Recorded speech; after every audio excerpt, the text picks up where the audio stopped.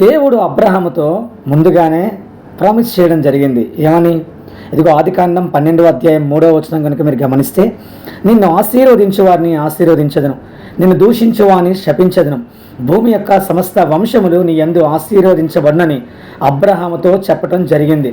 దేవుడు ముందుగానే పితరుడైన అబ్రహాముతో ప్రామిస్ చేశాడు, నీ యందు సమస్త వంశములు దీవించబడతాయి అని రాయడం జరిగింది. కాబట్టి మత్తయి సువార్త 1వ అధ్యాయం కనుక మీరు చదివితే, అబ్రహాము కుమారుడు దావీదు కుమారుడైన యేసుక్రీస్తు వంశావళి. కాబట్టి అబ్రహాము సంతతిలో నుండి వచ్చిన వారి ద్వారా సమస్త వంశములు కూడా దీవించబడతాయి అని రాయటం జరిగింది. అబ్రహాము యొక్క భౌతిక సంతానం ఇశ్రాయేలీలే ఈరోజు ప్రపంచవ్యాప్తంగా వాళ్ళు ఉన్నారు. అదే కాకుండా అబ్రహాము యొక్క ఆత్మీయ సంతానం క్రైస్తవులే ప్రపంచవ్యాప్తంగా ఉన్నారు. ఈరోజు క్రైస్తవులు ప్రపంచానికి ఎంత దీవెనకరంగా ఉన్నారో మీకు తెలుసు.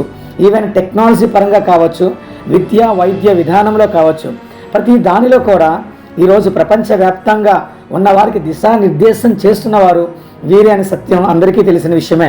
ఈ నెరవేర్పు మనకు కనుక మేము ఆలోచిస్తే, అపోస్తుల కార్యం గ్రంథం 3వ అధ్యాయం 25-26 వచనాలు కనుక మీరు చూస్తే, ఆ ప్రవక్తలను దేవుడు అబ్రహాముతో నీ సంతానమందు భూలోక వంశములన్నీ ఆశీర్వదించబడునని చెప్పి, మీ పితరులతో చేసిన నిబంధనకును మీరు వారసులై ఉన్నారు అని రాయటం జరిగింది. 26వ వచనం చదవండి.